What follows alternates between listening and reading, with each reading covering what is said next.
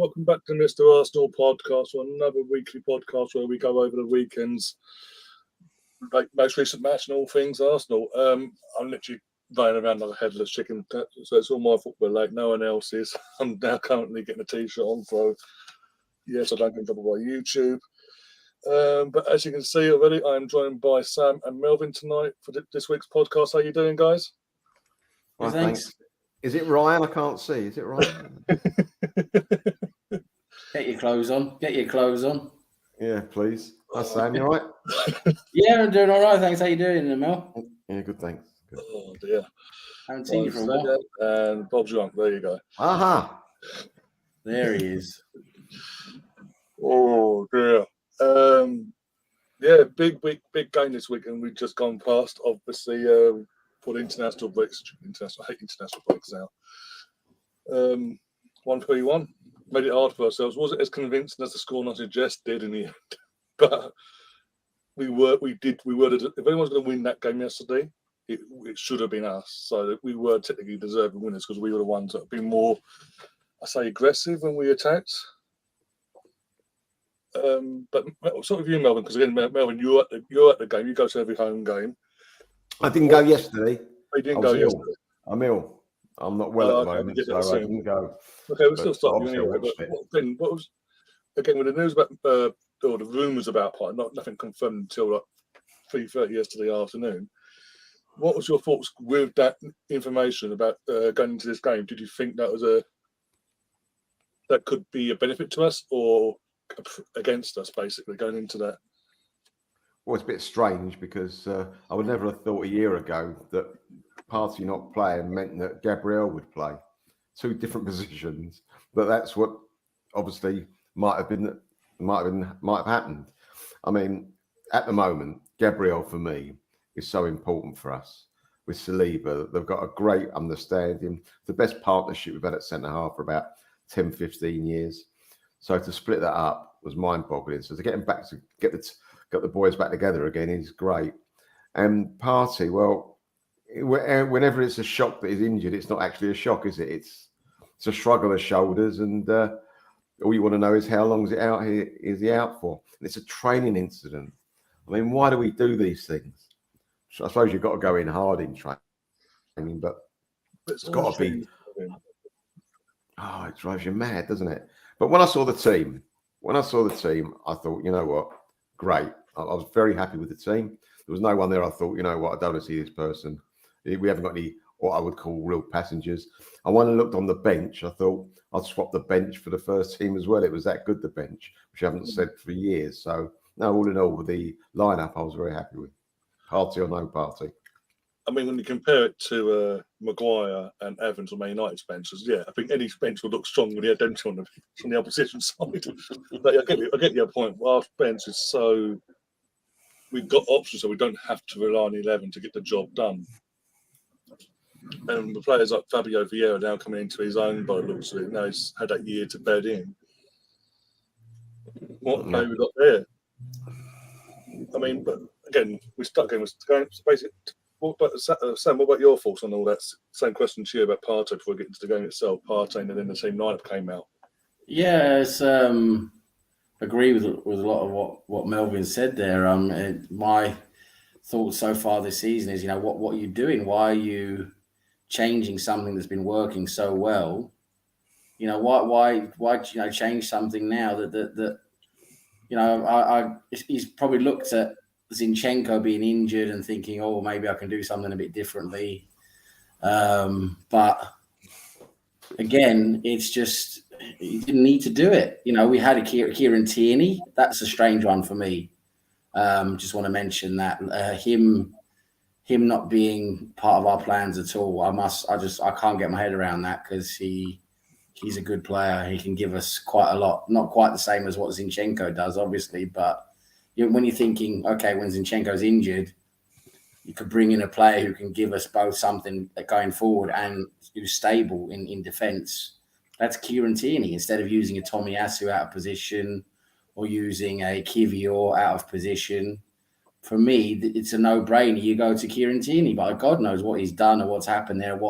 I just don't know the thinking behind why Kieran Tierney's not part of his plans, but he's not. Anyway, he's going, and he's gone to Real Sociedad on loan. He'll probably go on a full transfer somewhere after the season. But yeah, it's a bit of a tragic situation.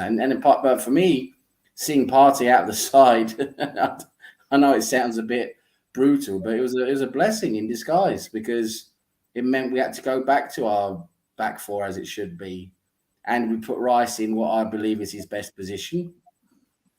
That deep lying 6 role, he's fantastic in that role. And it meant that we could play a lot more along the lines of what we're used to. And if Partey had been able to play, I don't think we would have seen that. I think he would have gone with the same lineup as the previous games. Even though Zinchenko would have played out left, he would have probably gone with Partey out right. And we wouldn't have had that same stability. We wouldn't have had that same, ability to control the game as we did for a lot of the game yesterday. And so I'll say it was actually pretty much a blessing in disguise that Partey wasn't available. I mean, again, considering the goal side, we'll get into that later as well. But for me, the defence as a whole yesterday looked more settled, because they know each other. It's not like it's square pegs and round holes with Partey being at right back. It's players in their normal positions they've become accustomed to.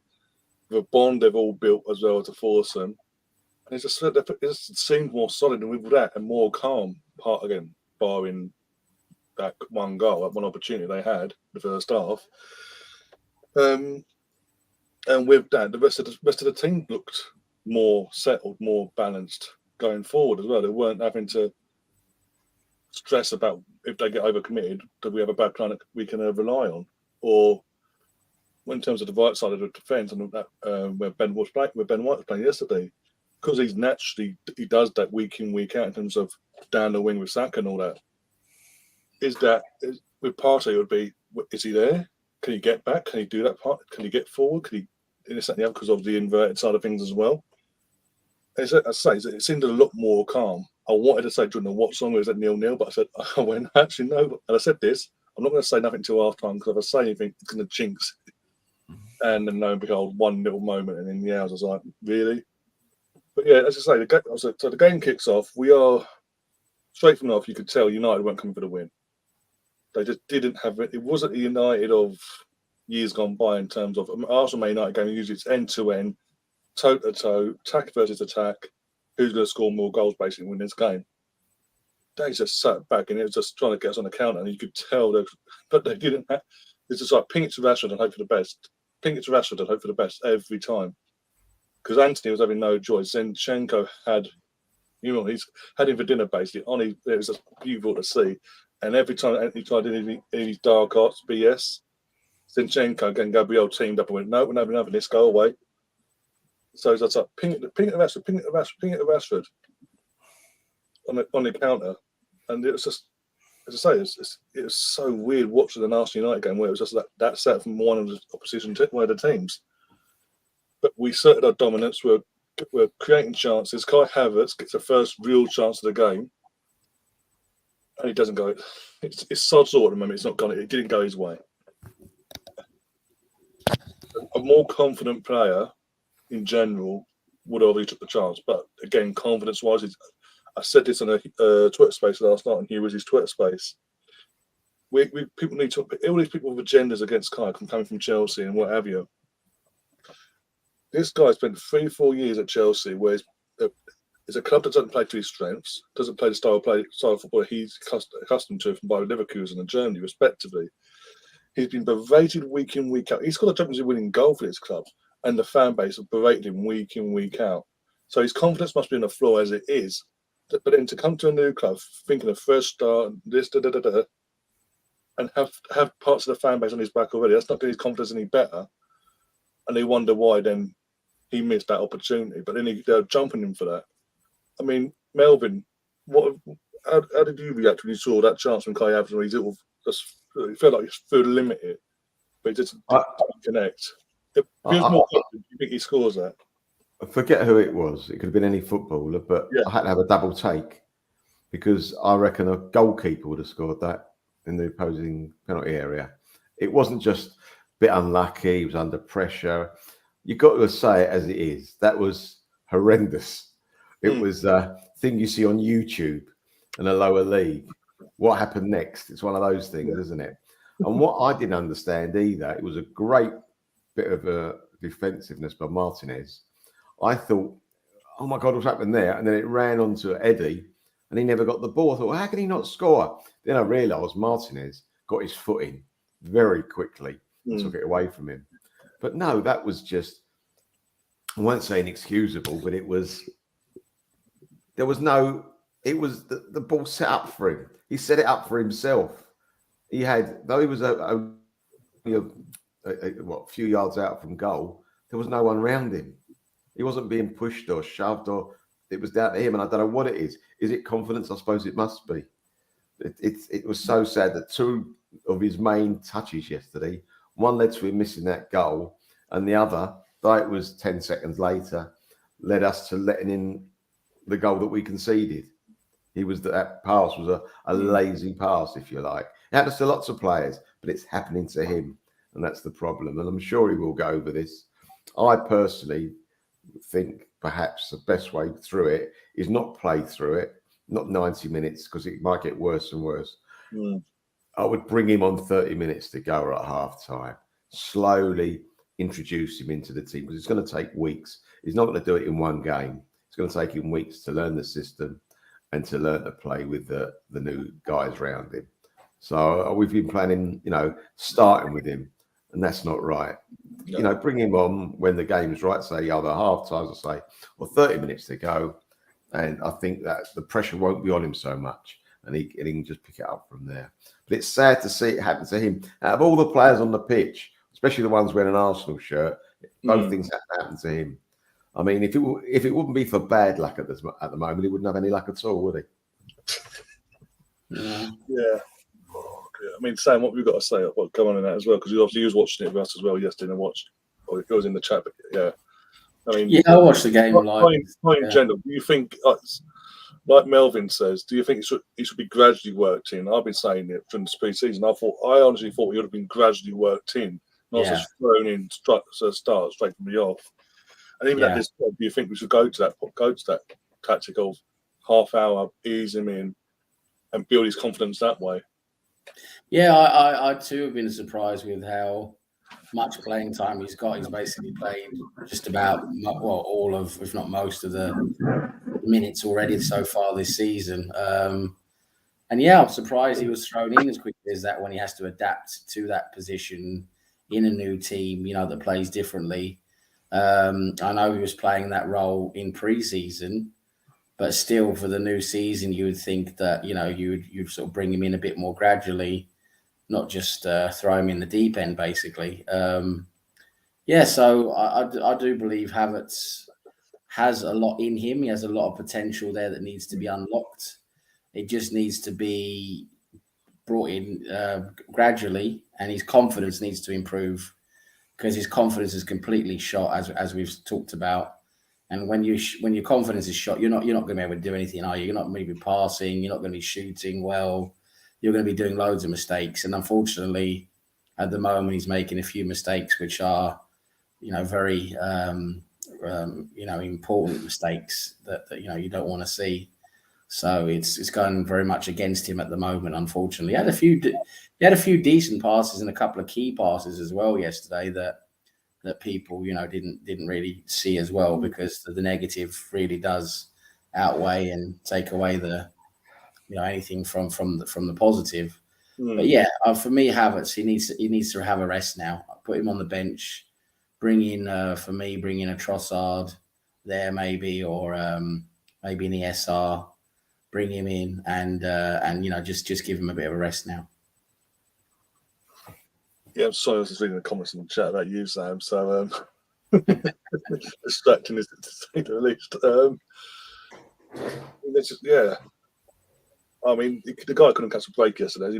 As it's been mentioned, the pass that led to their goal, that opportunity itself. And second half comes out, looks like he's won a penalty. I don't know about you guys, or you thought it was a penalty or not. We'll get into that second. But it looks like he's won a penalty.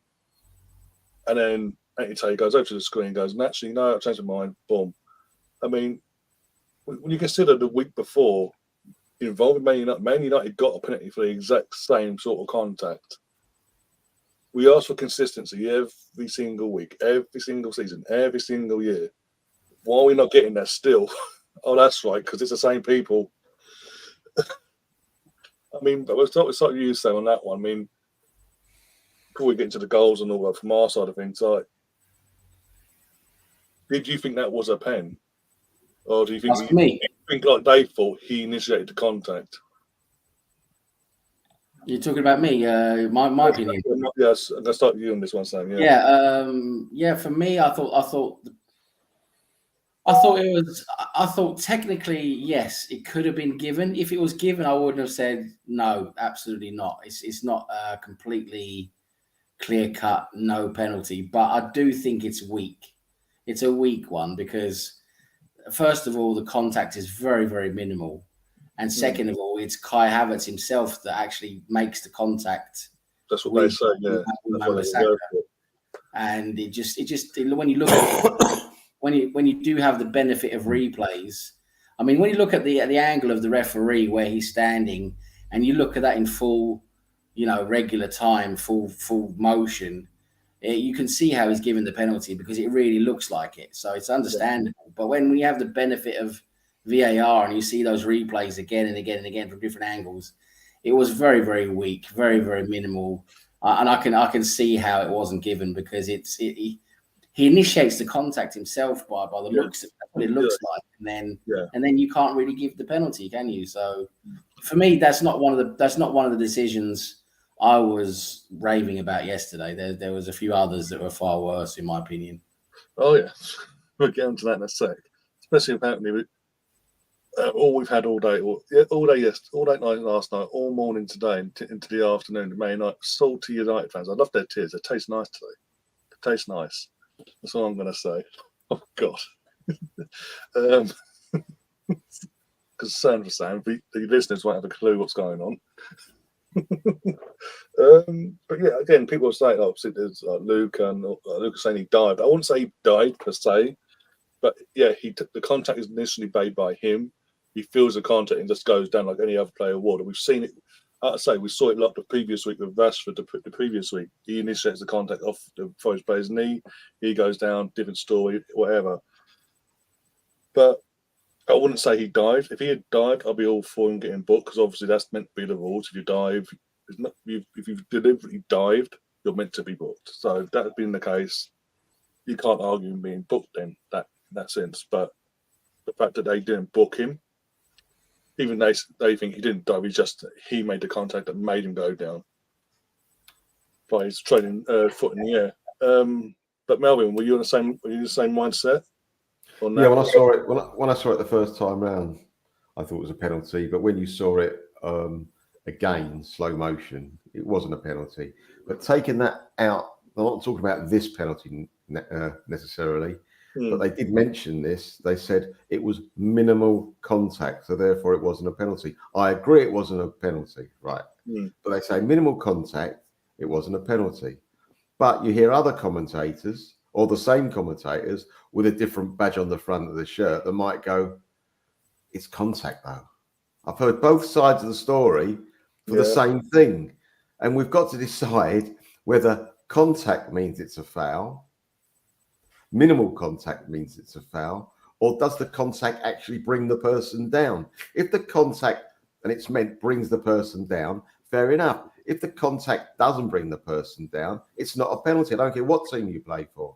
And you get these commentators / experts, close brackets, who aren't experts in my opinion, that goes, as I say, I'm repeating myself. I'm going to say again, it's minimal contact, so it's not really a penalty. The same guy the following week will go, all right, it wasn't a lot of contact, but it was contact. It's got to be a penalty. And you can't have, number one, the referees aren't even consistent. We saw it against Palace. They're not even consistent in the same match, the same referee is not even consistent with himself. That's bad enough. And you see, it's just the whole time that you can't expect, the whole football world is not consistent. Obviously, fans are not consistent. We're as biased as you like. And we've always got to admit that. We've got to be truthful. We are biased. Every football fan's biased, otherwise you wouldn't support a team. You may not be as biased as the next guy, but there's an element of biasness in what you think, right? But commentators are so inconsistent. Referees are inconsistent. Everything, a whole game is inconsistent, and I don't know where to start. Yeah, Well, let's go back to the first half thing, because I mentioned before by Stan, there were worse refereeing incidents in that game that were farcical and how they were dealt with. So we'll start with for me, the main one for me in the first half, which was Eddie and Kita getting basically booted in the head by Lindelof, and Lindelof just got a booking. That was it. And I'm sitting there thinking, it's not like, again, you've watched the footage back as well. It's not like, his boot was up in the air, and then there's no contact made. You actually watch it in the slow way they show you on Sky yesterday. You actually see the mark it's left on his head and his hair as well from the contact. And Gary said yesterday during the game when he saw it himself, about 40 seconds later, what does Eddie have to overreact in terms of how do the Rivaldo of holding his face, rolling on the floor, acting like he's been sniped, for VAR to get involved or the referee to do what he's meant to do and send the player off? Because again, I'm trying to think now. Not last season, was it the lockdown season? Carl in one game, it was happening in one game.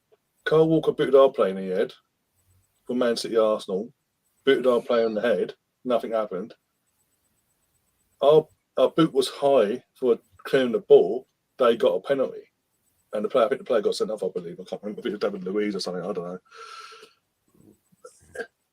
But this one was so clear and obvious, and it was again with the tech that they have. Why did VAR not deem themselves to get involved and say, Anthony, you've made a mistake here. This is what actually happened. You might have, because you're so far back. Can I say you're far back? You might not have seen the contact, but this is what's happened. Go over to the screen and show you. You need to send the guy off. I mean, am I wrong in that, Sam? Am I just being biased there and saying because it's an Arsenal player, or is that what you mentioned before, you're referring to before in terms of an absolute disaster from the referee? Because the referee for both teams, by the way, had kindness. It being a, I would, to be brutally honest, I would say it's a yellow card. I don't really think it's a red card because it's not for me. It's not dangerous because he's actually going for the ball, and Saka's he's bowing down as well to go for the ball as well, which he makes that contact. It means he doesn't have to lift his leg as high as what you would say is like trying to be dangerous. So for me, it was, even though it should have definitely been reviewed and should definitely been carded, and they should definitely have done something about it. I'm not quite on board with it being a red card, to be honest. But yeah, it's another situation that should have been reviewed that wasn't. And there were several of those, weren't there, yesterday? I mean, Melvin, what about yourself on that side of things with the Eddie? Again, Sam, someone might see that same situation. I agree, he did bow down, but someone might turn around and go, that was a reckless challenge, red card. I've seen that before. For me, that's a stretch, but that's just my opinion. But, no, it's a stretch, but certain people might do it. I'm not saying I agree, but certain people might say that. Yeah. Also, you asked Ryan the question about should players make more of it? I mean, our players, I know a lot of them cheat anyway from all clubs, but you're encouraging players to cheat. Think, well, what I'll do, if Eddie, and he's not like that, if Eddie would have rolled around on the ground holding his face and the ref would have gone to VAR and seen it, he would have definitely sent him off. I'm not saying he should have been sent off, but he would have definitely got a red card. I think it's so wrong that players roll around when they're not injured. But it's a bit of encouragement. I'm sure managers must go, you know what, especially the lower in the league teams, the Forests of this world, we've got nothing out of these refs. Why is that? You're being too honest. And I don't want to see cheats. But you can understand why certain teams do it when the other teams get away with it. Yeah. Oh, yeah, I mean, again, in terms of refereeing in general, I've been saying for God knows how long. I think we need a complete clear out. It's the same faces every year. They're making the similar mistakes, or what we saw the other week with Mike Dean in his interview with Simon Jordan saying there was a game I was on VAR last year, and I was basically I knew he had to be sent over to the screen to send a certain player off and disallow a goal, but I didn't want to undermine him and embarrass him.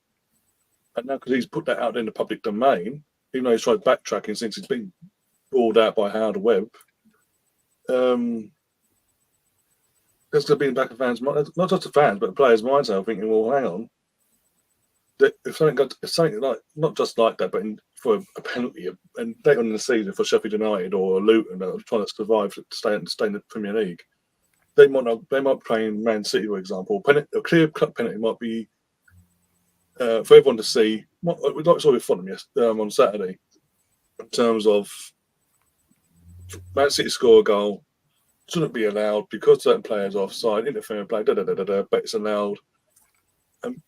There's going to be and VR didn't get involved in that, and the lower clubs are going to think, like you say, well, hang on, what have we actually got to do to get anything in this game? We actually got a play act now to get anything. Have we actually got to have a kick off? Again, with all due respect to Howard Webb, since he's come in, he does these apologies, and he goes, hold my hands up, there's this, that. But it's getting boring now because it's a repetitive thing of the same people making the same mistakes, and one of them people that made the mistake was forced. Well, Bob, obviously, with all what of last year was a whole week of beratement, was forcibly let go. You've now brought back after basically saying you weren't good enough to referee the end of the season or whatever. You've then brought him back now. Now you're making him train next, which is completely contradicting why you let him go in the first place. All these apologies, Ryan. Sorry, all these apologies from Howard Webb and all that, they shouldn't be allowed. No, I mean, it's because I'll tell you something. Because it's like a footballer siding down a forward in the box, and he's about to give a penalty. Go, ref, can I apologise? So it don't count. It's wrong. Yeah. Apologies. We learn by. I love it with all these institutions as well. Yeah. They for years and years go on. And all of a sudden, it comes to light. Something happens. And they go. The standard is we'll learn by our mistakes. You've been in the job 40 years, all of you. You shouldn't have to learn by your mistakes. You should know in the first place. Common sense. Yeah. It's the same as Howard with all these bloody apologies. Don't apologise. Get it right. What's the apology letters to these, when they do these apology letters to respective clubs and think that when it's so major they have to do it publicly? What's that going to do for the club? That doesn't get their points back. It's the only thing they can do, isn't it? That's the thing. It's the only thing they can do because unless it gets completely rehauled and someone has to make a decision from the highest level and say, right, that's it. We have to do something different about this. We have to do it differently. Until that happens, that's the best they can do. The best they can do is that apology letter, and I agree with Melvin. It's a disgrace. It's a bloody disgrace. It's the whole summer as well, Sam. Now it's bloody. What I'm trying to think of it. It's what's it called? The word I'm trying to think of. I'm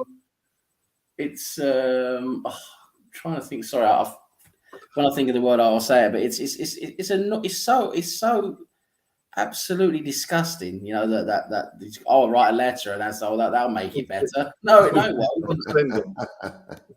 Condescending. Not condescending. It's the word. What's it called? Oh, bloody hell! My brain just got completely numb there for a minute.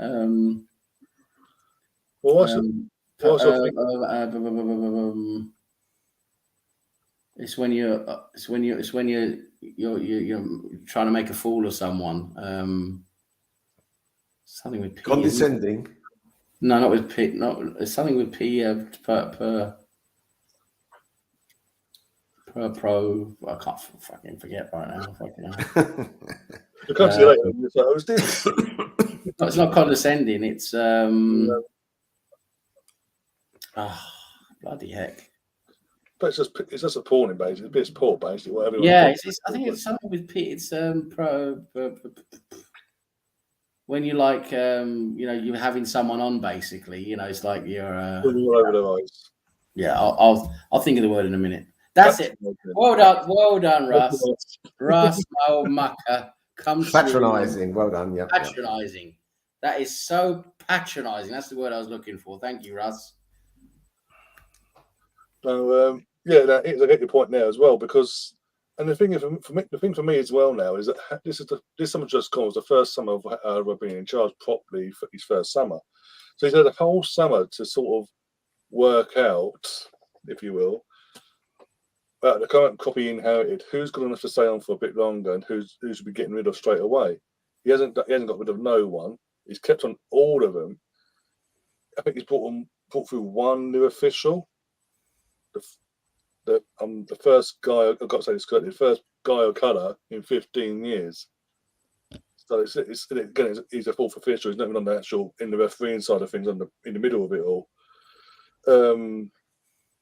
But it's just you're not bringing no new. You could have 3 or 4 new faces in, young blood, and just train them up and with your new rules, and go from the get go. And we mentioned this about VAR as well.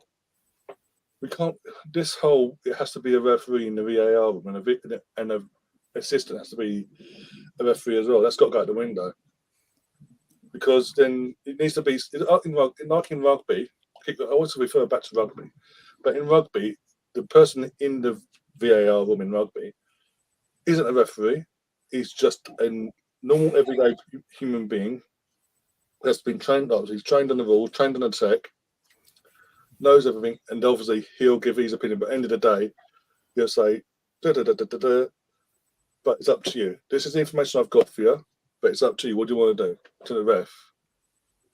And then the on-field ref has the final decision, but it's always that. And also with rugby, it's only video reference only used in rugby on the say of the on-field referee. If he thinks he's missed something, or if he's not sure about a penalty or red card, he'll go to the video ref and say, "I'm not sure about something. Can you check this for me? Show me all the angles on the big screen, and we'll talk through it, and everyone can hear us talk through it." And that's it. Yeah. The thing is, Ryan, you're correct, but rugby and football are 2 sports, and that's where the similarities end.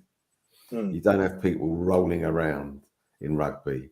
You don't have. I know there was a case with blood on a handkerchief once or something. Was there when they come off 10 years ago? Something, yeah.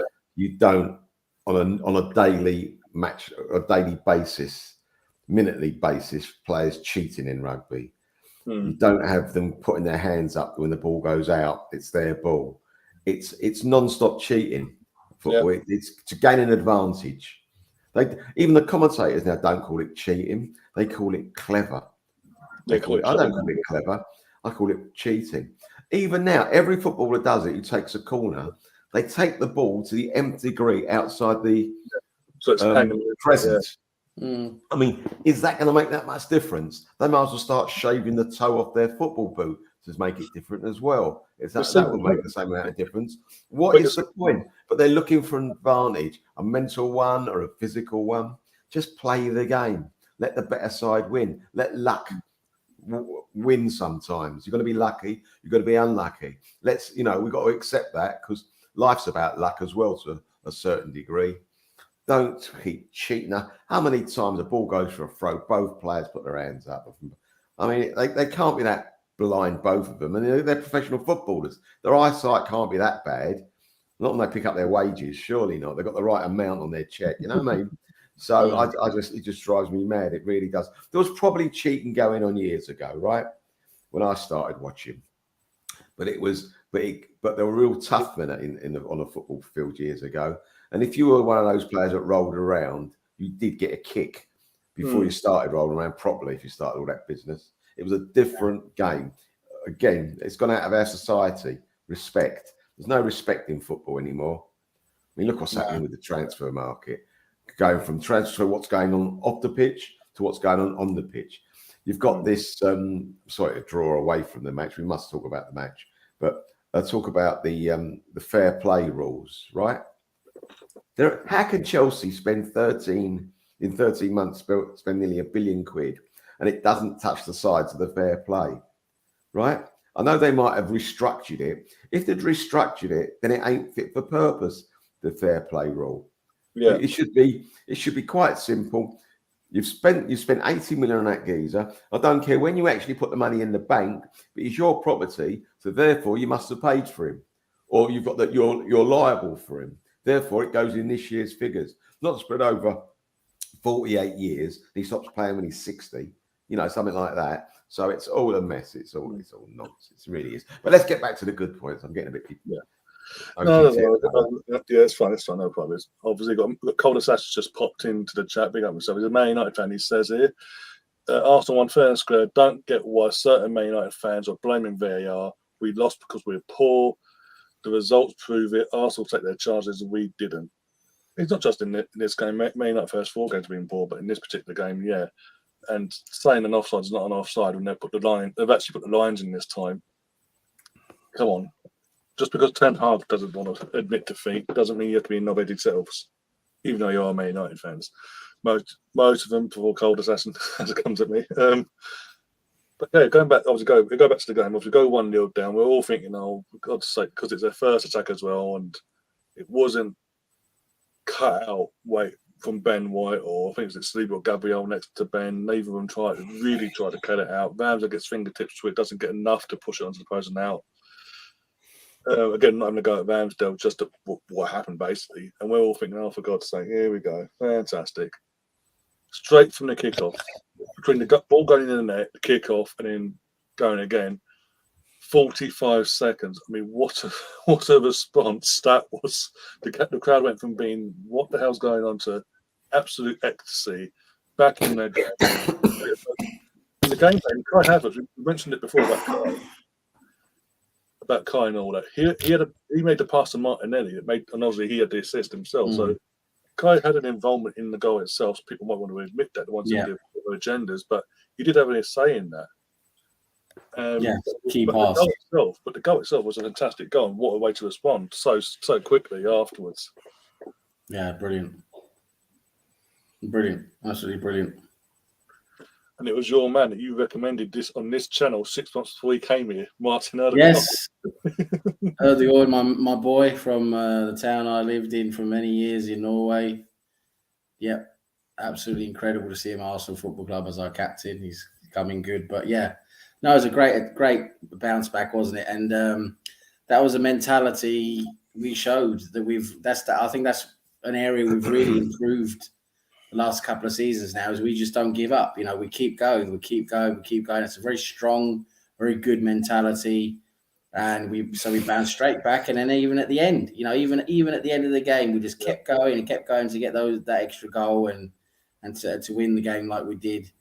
Great mentality, really well done, and yeah, it was a nicely taken goal, like you say, a decent pass from Havertz. Martinelli did probably the best thing he did the whole game, to be honest. That nice cross pass there, straight into the path of Erdegaard, who took it first time, struck it sweetly down into the corner past Onana. But yeah, it's a good goal. Great to come back. That's the best when you come back straight away like that.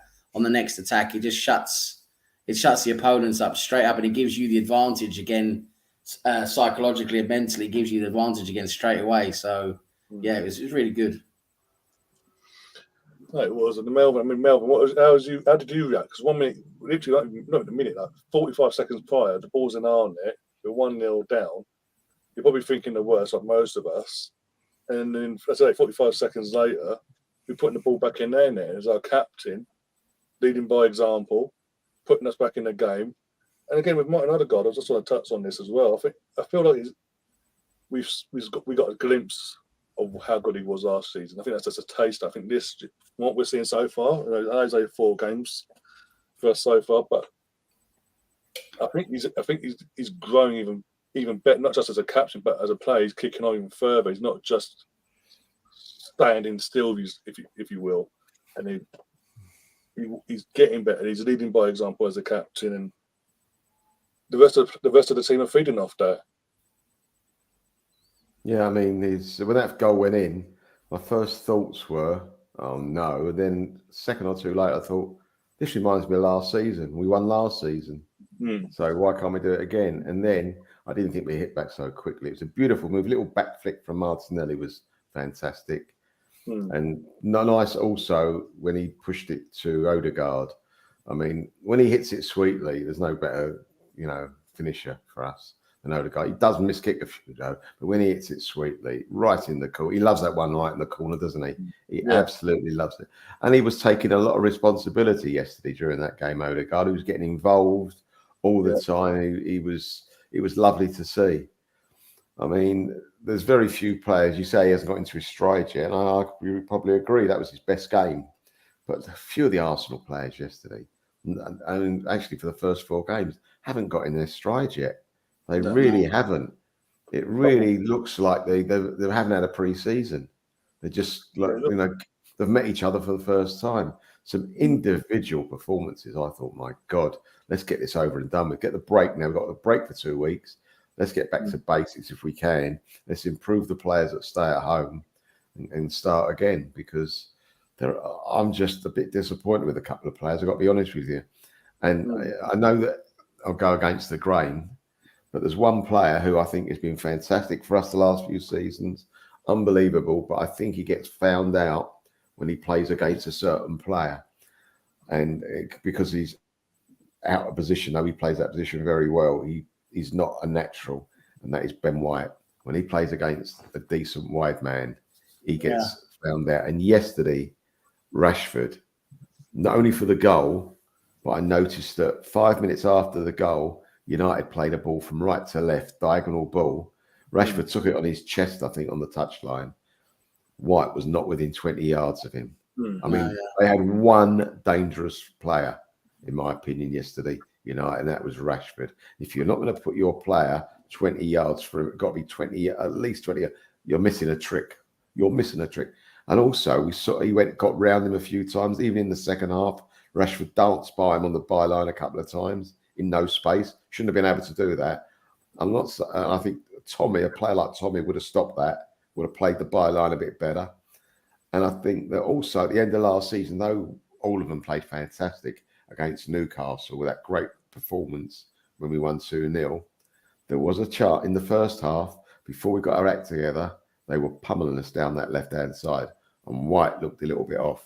I think that he's done very well, but I think that we've got to play fullbacks as fullbacks now. Yeah, I agree. It's White's weakness there. He's not really a fullback. He does the job well, and he plays very well coming forwards. He interacts well with Saka and all that, and that's why he's playing there. But I agree. He gets found out a lot defensively when he's playing a quick and skillful player. Which there are a few of now in the Premier League. Let's be honest. It's he can get found out more, and I'm just thanking God again that Partey wasn't playing, because if Partey would have been playing out right, we would have been absolutely shredded by Rashford. And that's what I said before the game. I said, if we're playing with Partey out right, you can just forget it, because they're going to go to Rashford and they're going to score goals, and Rashford's going to absolutely shred us down that left-hand side of theirs. And even with White, it was a struggle, even though that was our best option we had, really. I mean, I think more. Could you say that him being played? I know, even though he played the entire season last year, right, as the right back, being put back for the first 3 games as a centre back, and having someone else there, I don't know, he didn't expect it until the last few days or whenever that. Yeah, I think he was a bit out of sorts. He was a bit cold with it, a bit out of sorts. He wasn't used to it. If he'd been playing the first 3 games, maybe he would have been a bit more fresh and more on it. Again, I totally get it, and I agree, because it was, as I said, I referred to earlier. As soon as they realised they were getting no joy down the other side of Anthony against Zinchenko, they just kept pummeling it, as Melvin just mentioned, over and over and over to Rashford every time, trying to do us on the counter on that side. And Ben did look out of sort, but hopefully he's not going on an international break, because again, whatever's gone off with him and Scout, he's not going to fix me nowadays. As a mystery. That could be a blessing. He's now got 2 weeks with Arteta. He can work on that's it. true. Because we know Keeping fit. we now know Partey's going to be out for the next 6 to 7 weeks or whatever. So 2 of them weeks he's going to be. So somebody gets back, we go back from international breaks. 4 to 5 weeks we've still got no Thomas. So Ben knows unless he's injured, he's playing out there. Gets him that 2 weeks training and working and get himself back to that focus basically. But yeah, we scored the goal. We looked a bit. And from that point, I was asking you guys before going to the second half. From that point, did any of you think that we were going to lose this? Did you think at any point United would actually kick on and come back at us? Because for me, as you mentioned already, apart from Rashford, there was no threat. Anthony, I swear to God, he loves spinning on his own. The amount of times in that first half, it was literally at one point, he was just outside the circle on his own, and he actually spun around, and he did it again. And there was, for no reason, I swear he just loves doing it. And what did they spend? What, £100 million did they spend on him? I mean, when you consider we bought Declan Rice, and Declan doesn't go, fidget spinner, fidget spinner, and go round and round in circles. This guy must have the most expensive fidget spinner in the world, and he doesn't provide any threat for what he's been brought in for. And this is a guy that was recommended by the Man United manager Ten Hag because of obviously they knew each other from Ajax, respectively. But that's the worst to think. It's got to be the worst decision ever to spend that money on him. But then the Glazers don't care because they don't care about United. Thank God, and thank God they ain't leaving.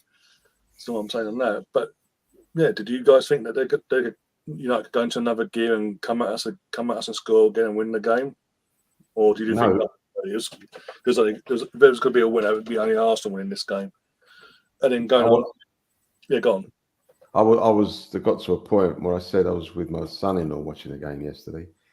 I said a bit negative. I said I take a draw on the basis that we're going to get suckered here. I've seen it so many times before, especially against Manchester United, because they were making chances. United second half. I think their chances before we scored the second goal were better than our chances. You think about it. He made a save. Ramsdale. It came out and Ben White blocked it. There had a few other situations where I know a couple of blocks where the ball was going in. I think Ramsdale might have been beaten. And I was just feeling that, I've seen this all before. And we weren't making any headway.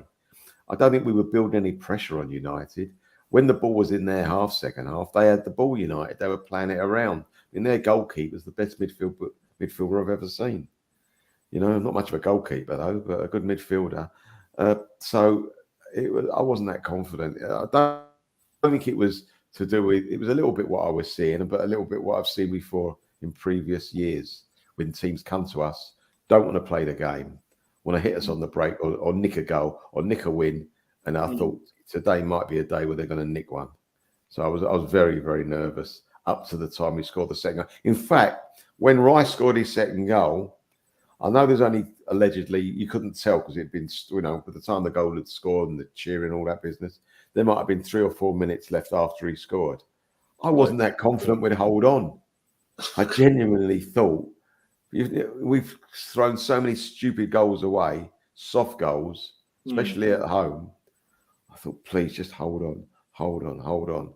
And then we nicked the third and it was all over, Red Rover. But that's how I feel. I feel very nervous now. We still haven't, for some reason, got it to a degree where we stop the team from playing the other team. We haven't got to that point yet. We need to. Was that again?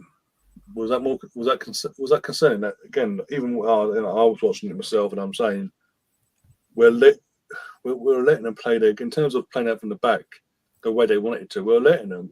The amount of times I saw Onana outside the DLB's penalty box on the ball, no pressure put in. I'm thinking, why are we not utilising this and going? You know what? Put the pressure on, force an error. Because if you force an error, he makes a mistake. There's an open goal there. Boom, and it makes them again. If you keep doing it. It makes them think twice and revert back and just boot it long and give it back to us. It just baffles me. And it goes back to before. We haven't got, in these first 4 games, we haven't got started properly to the standards we've come accustomed to since last year, especially. We haven't hit them standards yet, but we're getting the results, and that in itself should scare the shit out of our rivals because we're playing crap and we're getting the results. And when I say playing crap, I mean, again, not to the usual standards. We're sluggish at the moment. It doesn't look, as I mentioned before, I think it was you, Melvin, you said before, it doesn't look like we've had a pre-season under us. But I'm going to ask you this before going to Sam. When these two came on, was you still worried that they would score? Maybe. Bloody hell, it was old age pensioners FC, wasn't it? I mean, it was Jesus Christ. I mean, the thing is, Man United are basically where we were like 8 years ago. That's the problem. They're struggling. Yeah. They're struggling with their club. The structure of the club. They're struggling with the people at the top not doing the right things. They haven't got the money really they should have, to spend on things, truly. And they're just looking at all these cheap, easy deals to get done. Like, I mean, Johnny Evans that is so desperate. Yeah. I mean, Johnny Evans. I mean, the guy left the club 8 years ago. Yeah. That's exactly. It reminds. Like I say, it reminds us because what do we brought back old crap players as well, didn't we? We brought back old blasts from the past as well, didn't we? That's what we had to do. And we even brought blasts from the past from other teams as well, like Silvestre and all of that. Remember them? Yeah, oh God! So I mean, this is where United are at the moment. They are really at a. I mean, Ten Hag. He's not really maybe the most likable person in the world for various reasons, but you got to give him credit because he's making the most out of what is a pretty shit squad, to be honest. I mean, so many of those players are just not anywhere near where they should be. He's brought in some good players. They're just not really giving him what he wants. But he's brought in some they had to bring in some crap as well. I'm sure he didn't ask for Johnny Evans. I'm pretty sure of that. No, he's after the lad that went to Bayern Munich. I think it was a South Korean defender.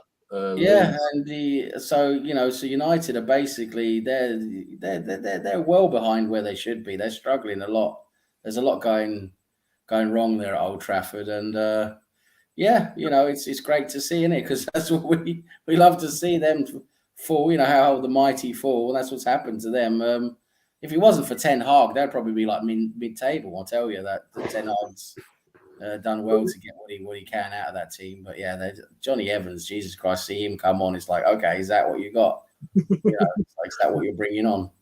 This is going back to earlier when we've heard about old Benjamin, about how weak there was. It's like, when was the last time you could actually say in a Man United Arsenal game, either at Old Trafford or at the Emirates, Highbury respectively, that one bench outweighed the other so massively in the opposition's favour? It was ridiculous. And as you say, when you see Harry Maguire getting ready to come on, the guy up till yesterday didn't get any minutes yesterday. Up till yesterday, sorry, and then obviously Johnny Evans just signed a 1-year contract, and he was deemed not good enough wasn't good enough for Man United under Louis van Gaal, remember, 8 years ago, or whatever it was. And now he's been brought back, and it's just like you say, it's not like these are not. I mean, Johnny Evans is not a Ten Hag player. Let's be brutally honest there. And it's a bit sort of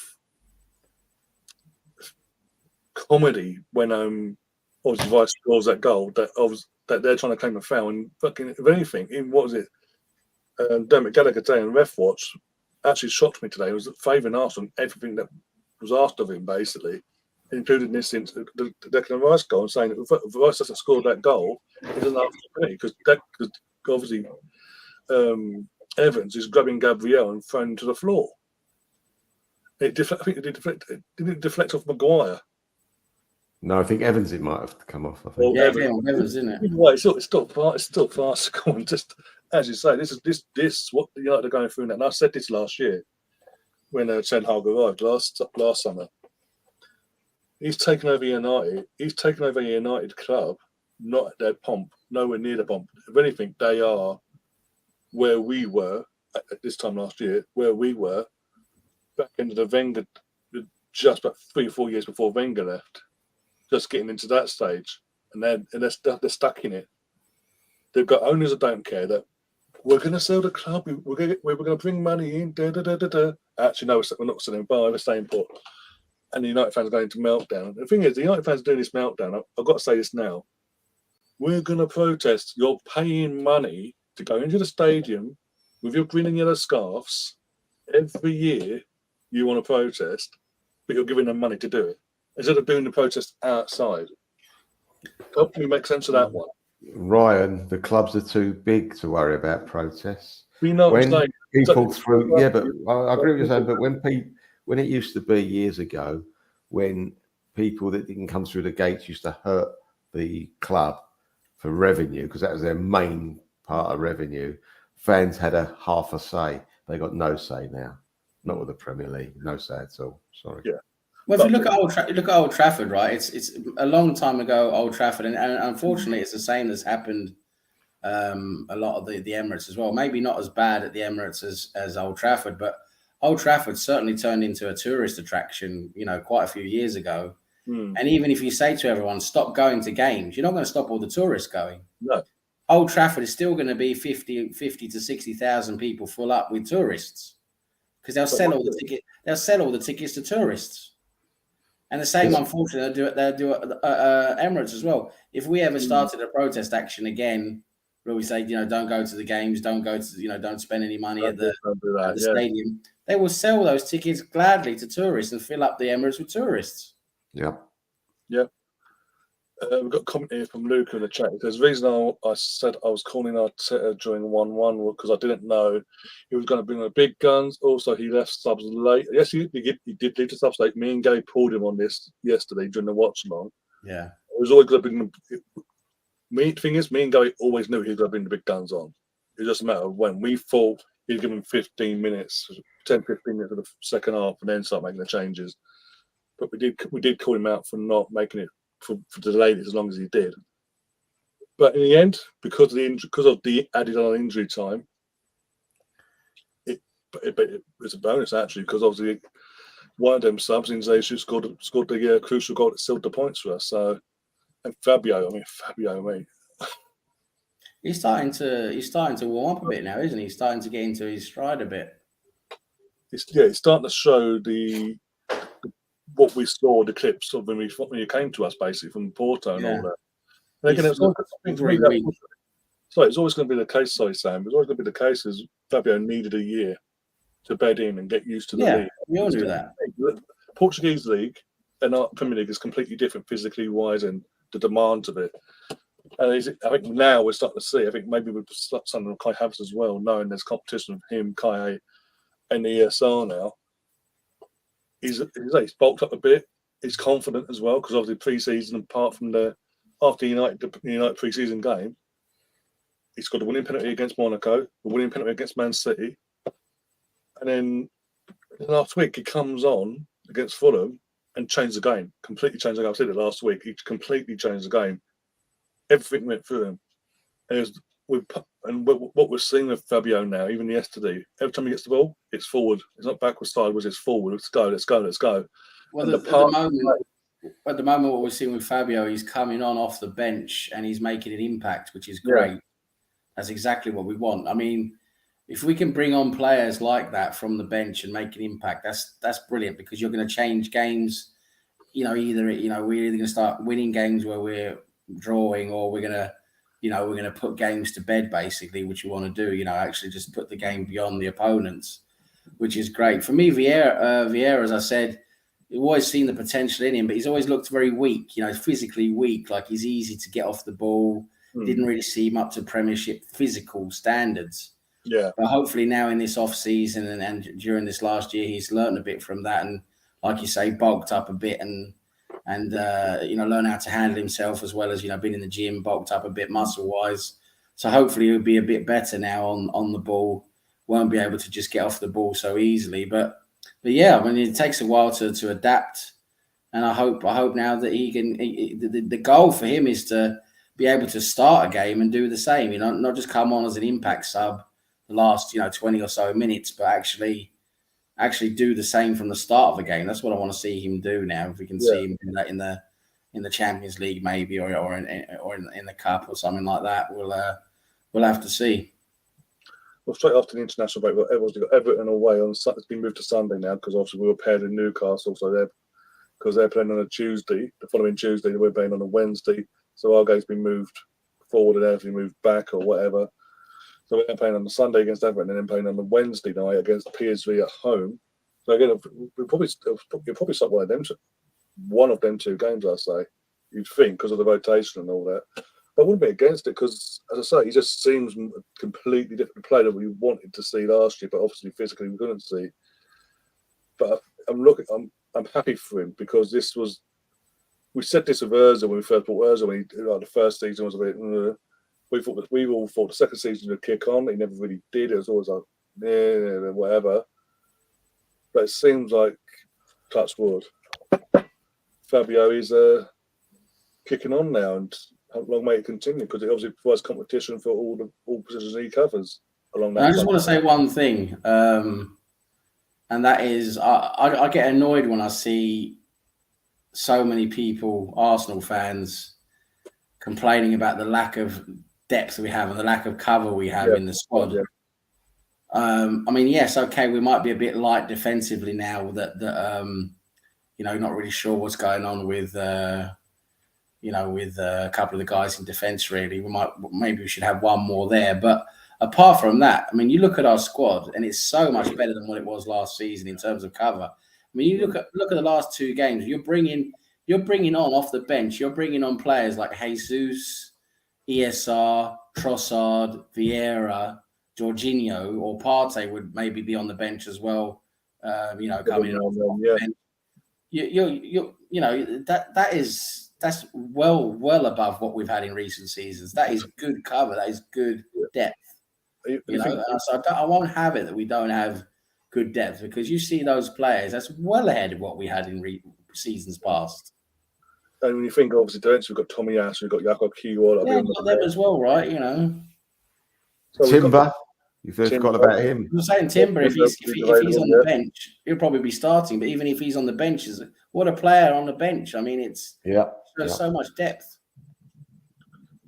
And that's, I think that's the one thing that's done us at the end because we didn't have that depth to cover from Saliba and this and the other. That's sort of done us in the end last year. But it shows again that the club, Arteta, the club in general, take note of what needs to be addressed and they address the areas that need addressing. For years, we saw players just being brought in for the sake of it, just to make a statement to this. Like, oh, look, fans, look at this shiny new toy years gone by. Whereas now there's a thought process behind it all. Timber was a thought process. Declan was a thought process. David Raya. Timber looking great. And again, this whole thing of David Raya, because David Raya's coming, he's got to be number one at some point. No, it's competition. Even Arteta said since the sign has been made, he wants competition in every area, including goalkeeper, because it's all well and good having a competition. I keep saying this every podcast, people are getting bored of this now, but it's all well and good having a competition on the outfield. If the goalkeeper thinks my number two is not good enough, I'm all right, Jack. You're going to see the mistakes. The mistakes, goals going in left, right, and centre. And then because he's number two wasn't good enough, he'd be like, I'm undroppable sort of thing. We saw it about we saw again. If you're old enough, you saw this about Monia all them years ago. Once he dislodged Lehmann, he just mistake after mistake after mistake. And because Fabianski was too young and not good enough to push him, he knew he could get away with it. And do we really want this step? Do we want to go backwards? No, we want to go forward. So I'm all for David Raya being in, but he is the number two until further notice, unless the worst thing happens to Aaron and he falls off in form and makes individual mistakes that lead to goals and doesn't sort himself out. Then fair enough. But that goes back to the depth that we have. The top clubs have to have that depth. We saw it last season with Man City. They brought in Ortega. I don't personally rate him, but he was better than the previous number two they had. Yeah. So and it's a number two they rely on in terms of the cups. Even though it wasn't the FA Cup final itself, he played in the final against Man United. So it's not like he got to the final and got dropped to Edison because I don't think he's good enough. So people just need to on that side of things as well. Every time I see a goal conceded, it's like straight on line, drop him. It's like, behave yourselves. It wasn't his fault. Yes, he just didn't get over quick enough to push it out for corner yesterday. Apart from that, look what he did in the second half. But at the start of it was 1-1. I think was it Rashford. I'm trying to think now. Who was it had the shot first? I think Rashford had the shot first, and then Martial first saved it point blank. Rashford followed up, pushed out for a corner. Not many goalkeepers can do that, and he was actually one of his best performances. To be fair, from what I can remember, no mistakes. Nevertheless, we've done a fast forward now, second half wise, to the last 10 minutes. Well, around the 80th to 90th minute, basically, when we're dominating, creating chances, and out of nowhere, it looks like they've won the game. In the moment itself, in the live moment itself, it looks like we've committed too much forward, and again, Nacho's got plugged through and scored a winning goal. We're all thinking, "Oh, great, typical." Only for the replays to actually show Gabriel's brilliance, and it was brilliant. When you see the replay, what he did good there, didn't he? When he does that split second, how you have to be switched on that much that you literally just stop your whole body. You go, no, don't move, and you time it perfectly just to get him offside. And obviously, we didn't kick on from that. But I'll go to Melvin on this. Before you saw the replays, did you think he was offside yourself, or do you think when I saw the goal, I thought it was offside? But what put me off was the Manchester United players going berserk. I thought, well, perhaps nothing's being done, and the commentator didn't mention anything to start with, and the score going up. I thought it must be given. I thought, to me, it seemed offside. But then the back of your mind, you're worried about the. You don't see the whole pitch, so I don't know where our defenders were. The defenders I saw, only saw it once. Thought, oh no, he looked easily offside. He wasn't easily offside. But then when I saw it again, I wasn't convinced. I thought, yeah, this is offside. I hope it looks like it is offside, but you're never sure because they don't do the lines perpendicular, do they? The angle. They seem to do it from next door neighbour's house for some reason, and it's really off-putting. But no, when I thought it might be given offside, and I would have been obviously very disappointed if it wasn't. But once it was given, I thought, thank God for that. We breathe again. Because that would have been horrible to lose that game like that. Horrible. Yeah. Oh, again, Sam will back me up. I literally, in the moment, I just saw the ball in there. I was thinking, fantastic. So I walked off. You could hear me in the back. I walked off the camera. I was like, no, I can't believe this. No. VR checked and it was just offside. Thanks to Gabriel being absolutely fantastic. Yeah. And doing something that you rarely see, and that is being able to, be switched on like that and just hold his body back as much as possible to try and play him off. And that's exactly what he did. He was offside. So Gabriel did brilliantly there. You got to give him another feather in his cap there for that. First start as well yesterday for Gabriel. But as I say, it's like to be in that late in the game, to be that on it, you see he's potentially about to run offside. You see the ball back. You stop yourself from running. And you stand still. You come to a standstill on your tiptoe. Very good. You don't see normally. The defender will make the mistake and commit. He just, as I say, the fact that you see it slow mo, how he jolts himself to the standstill. I've got to say, props to him, feather in his cap, whatever. Can't applaud him enough for that moment of brilliance. And it's obviously saved us because then we get ourselves collected again. We go again, and then the £105 million man steps up from a corner. It's a 95th minute, and I'm on the stream. I think I literally said this is the 95th minute, 96th. Now or never. Ball gets whipped in, and I think it was from Saka. I think it was, and the ball just falls to him. It bounces up in the air on his chest, and as it comes down, he has the shot. And then when you see it go in, and obviously the keeper makes it better. Onana gets the hand to it, it still goes in. It makes it even better. And then Declan's just off. He's off. Yeah. Block 5, gets mobbed. I'm so thankful, though, that amongst the celebration, because obviously the camera's amongst it as well, his head didn't get smashed off the metal bars of the gate. It was that or something. Be careful. We don't need any injuries. Don't fucking hurt himself. Because it's literally like that bar. And I'm thinking, I think he noticed at some point. He's like, But it's great, wasn't it? Fantastic. You could see in the moment, and even at the end of the game, how much that goal meant to him. Now that obviously it settles him now, because we've seen like Pepe, and I think he's about to leave now to Besiktas. So we're getting a bit of money for him, a little bit, being the opposite word. We saw how much that price tag weighed heavily on him from the fan base and football fans outside of the fan base. But Declan's just getting on with it. I mean, his performances have been brilliant pre-season and into the season itself. But to get that goal so early on against United as well, and it's upsetting West Ham fans, makes it even better. All these I had a West Ham fan on here last season before we played them at their gaff back in the last season. And he was like, "Oh, if he goes, we'll be on our blessing." Da, da, da, da, da, da. And every game plays for Arsenal now, they're all kicking off. Yeah, I was lovely to see that. Lovely to see the saltiness from that lot. Oh, he's a Rolls Royce, isn't he?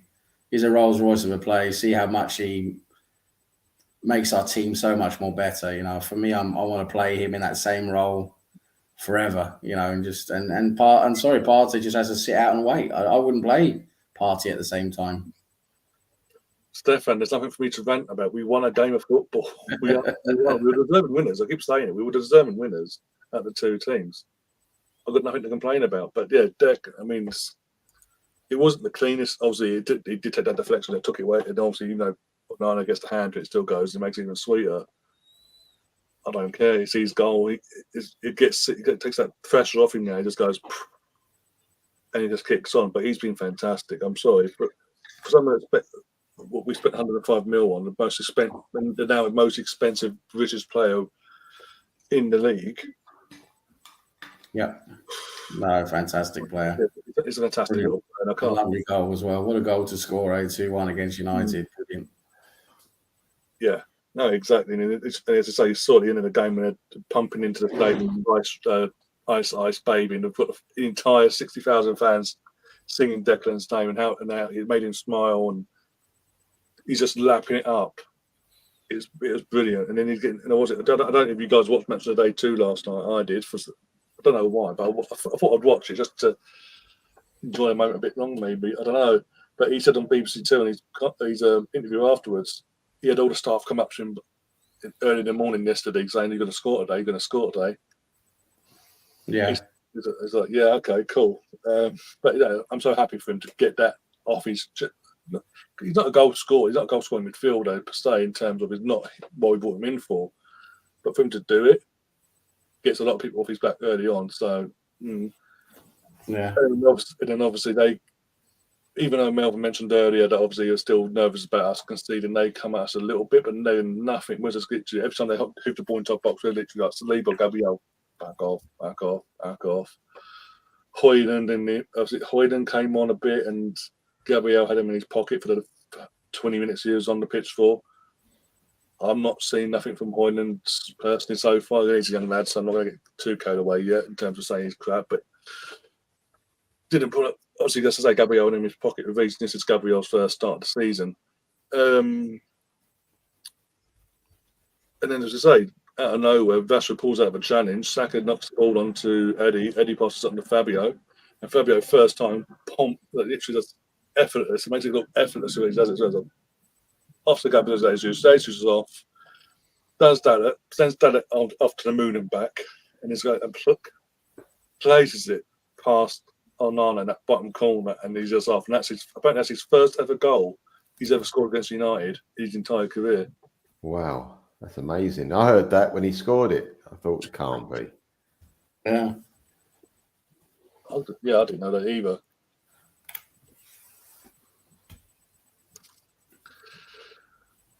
We'll wrap things up in a sec, but because it has been going on for just over an hour and 15 minutes, and we were late. That's on my end, but it's my fault as well. But I mean, just before we wrap things up and Sam has to go and all that, before we all wrap up and go. How 4 games in with 10 points out of 12, not playing the best, as you mentioned. How are you guys feeling going into the rest of the season after this next international break? We've got obviously Champions League around the corner as well now. We know our fate there. We'll start with Sam as well with that one. Yeah, no, I think it's good. Like you said, it's good to still get points when you're not playing your best. 10 points out of 12 when we haven't really been at our best. It shows, a good team. It shows a team that's going to be battling going into this season. I think we just need to improve a bit now, get a bit more form going, settle a bit in with our team now. Settle in with a formation, settle in with an 11 or at least we might have to do some rotation because of the Champions League, but at least find a starting 11 that works. Without using Partey as a right back. Make sure players are playing in their correct positions. To give us an optimal performance. That's what I want to see. I think we will improve. I think we're going to have a strong season. It's going to be great to see us in the Champions League again. Can't wait to see that. Fantastic to be taking part there again. And I just think we need to just step it up a bit now, and hopefully we will if Arteta keeps to this same back four now as we saw in this game. If he starts to mess around again, then I'm not going to be happy. It's going to go against us. We're not going to do well if he's going to keep messing around with the formation and the back line. We need to the back line needs to be settled. It needs to be a unit that works together. So hopefully we'll see that going forwards. Well, maybe with Partey being out for 6 or 7 weeks would be a blessing in long term as well. Yeah, and they settle in, and then he can't really go back from that because it would be stupid to go back from something that's settled in and works. Yeah, exactly. Especially if we're getting results and we're looking comfortable, we're fluid and back to our best, well, performance-wise. What about yourself, Melvin, as well, going forward? Going forward, I hope we improve. We've got to improve because let's face it, every game we've played has been on fine margins. We can't go through a whole season playing fine margins because it's going to bite us on the bum. And we can't afford that to happen when you've got Man City, the way they accumulate points. Yeah. So we just cannot do it. We've got to find a way to get back to last season's performance, that level, and do it quickly because there's no prisoners taken now in the Premiership anymore, as I say, especially with Man City. And Liverpool looking good as well. You can take Chelsea out the equation, obviously. Do we have to?